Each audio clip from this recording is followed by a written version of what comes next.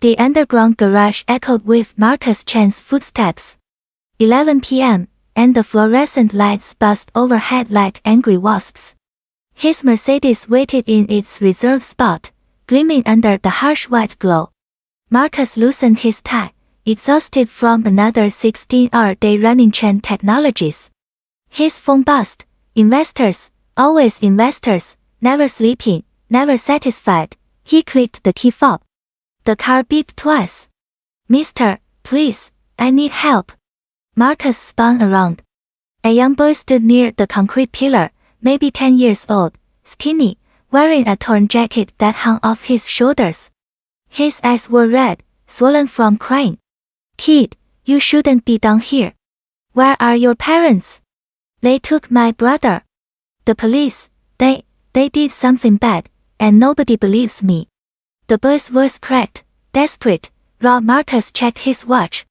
He had an early meeting, needed sleep, but something in the kid's face stopped him cold. Terror. Pure, unfiltered terror. What's your name? Elijah Morrison. My brother Dante, he didn't do nothing, I swear. I was hiding in the back seat when they pulled us over on Riverside Drive. 2 officers, they searched the car, found nothing, then one of them, he went back to his squad car and came back with a plastic bag. He put it under the front seat when his partner wasn't looking, then suddenly he's yelling he found drugs. Marcus frowned. That's a serious accusation. I know what I saw.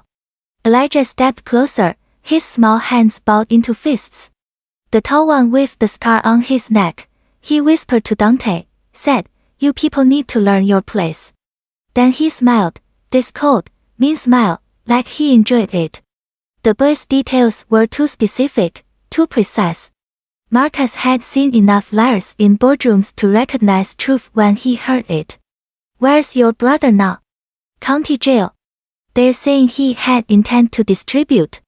He's a college student, studying engineering.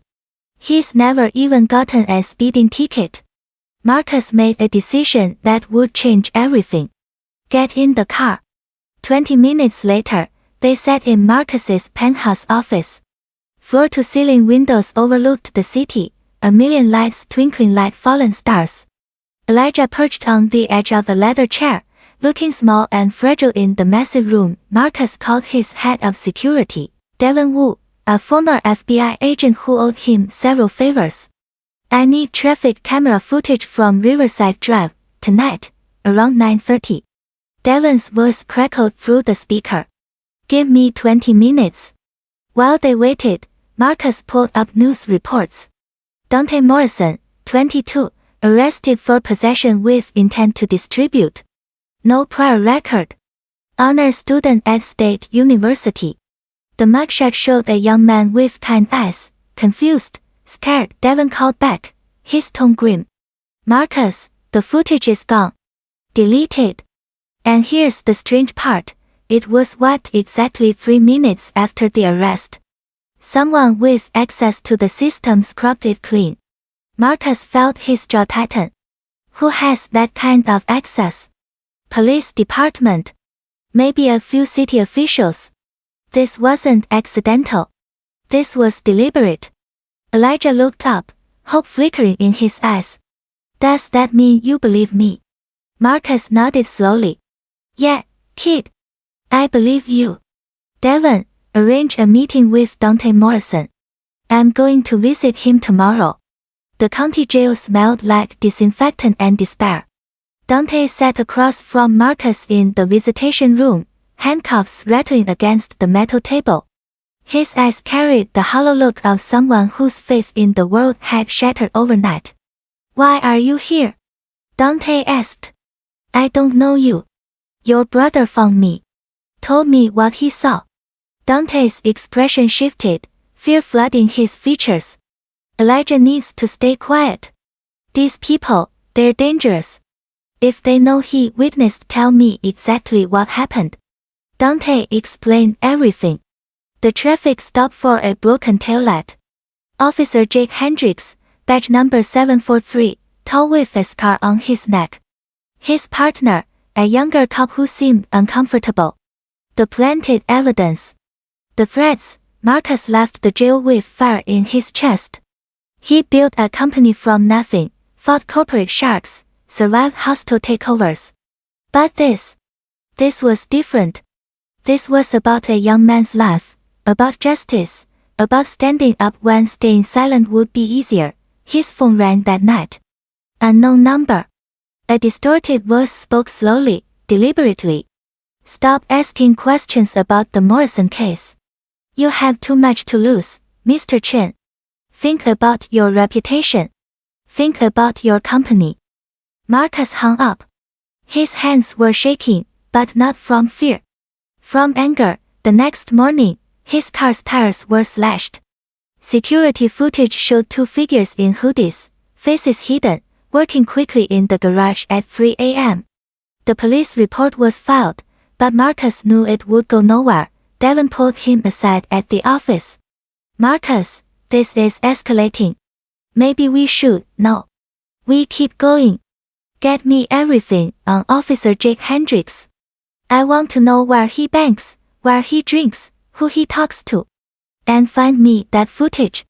There's always a backup, always another camera. 3 days later, Devon burst into Marcus's office, laptop in hand. We found something. The convenience store on the corner of Riverside and 5th had a camera that pointed toward the street.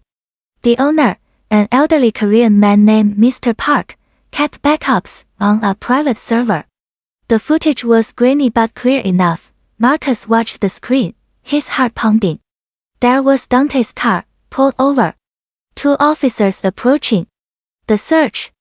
Then, exactly as Elijah described, Officer Hendricks walked back to his patrol car, returned with something in his hand, bent down near the driver's seat.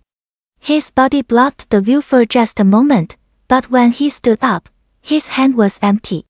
Seconds later, he was pulling out a plastic bag, holding it up triumphantly. We've got him, Devon whispered. Marcus leaned back in his chair, exhaling slowly. Make copies. Multiple copies. Send one to my lawyer, one to the cloud, one to a safe deposit box. But there was more. Devon's tech team had been monitoring police communications. They'd intercepted encrypted messages between Hendricks and 3 other officers. A pattern emerged, dozens of similar cases over the past 2 years. Young black men, false arrests, planted evidence. A systemic operation designed to inflate arrest numbers, secure promotions, feed the prison pipeline. The scope was staggering.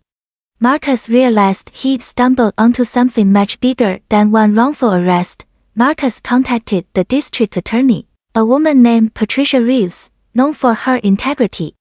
They met in a private conference room, away from prying eyes and listening devices. He laid out everything. The footage, the communications, the pattern. Patricia's face grew darker with each revelation. If this goes public, she said quietly, it'll tear the department apart. Good. It should. How many innocent people are sitting in cells right now because of these officers? How many lives have been destroyed? Patricia nodded. I'll need 48 hours to build the case properly. Can you keep this quiet until then? I can. But I want Dante Morrison released immediately. And I want protection for Elijah. The next 2 days felt like years. Marcus hired private security for Elijah and his mother. He barely slept, jumping at every sound, checking his phone constantly. Then, on Thursday morning, the news broke.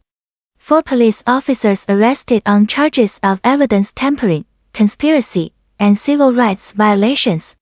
Officer Jake Hendricks led away in handcuffs, his face pale, his career destroyed. The footage played on every news channel, the planted evidence clear as day. Marcus stood in the county jail lobby as Dante walked out, a free man. The young man's eyes were wet, his hands trembling. Elijah ran forward, and the brothers embraced, holding each other like they'd never let go. Resolution 3 months later, Marcus stood on a small stage in the community center on Riverside Drive. The room was packed, standing room only, faces of every color watching him intently. Today, we're launching the Morrison Justice Fund, Marcus announced. Named after Dante and Elijah, two brothers who refused to let injustice have the final word. This fund will provide legal representation for anyone wrongfully accused, anyone who can't afford to fight back, anyone who needs someone to believe them when the system doesn't. Dante stood beside him, now back in school, his record cleared. Elijah sat in the front row, grinning, no longer the terrified boy from the parking garage. Marcus continued, his voice strong and clear. One child's courage changed everything. He spoke up when it was dangerous, when it was easier to stay silent. And because of that, we uncovered corruption, freed innocent people, and proved that justice isn't just for those who can afford it. It belongs to everyone. The applause was thunderous, but Marcus barely heard it. He was thinking about that night in the garage, about the moment he could have driven away, about how close he'd come to ignoring that small, desperate voice. Sometimes, he thought, the most important decisions are the ones we make in parking garages at 11 p.m., when we're tired, when helping seems inconvenient, when turning away would be so much easier. Elijah caught his eye and smiled, a smile that said everything words couldn't. Thank you. You believed me. You didn't look away, Marcus smiled back. Because that's what justice required. Not looking away. Not ever.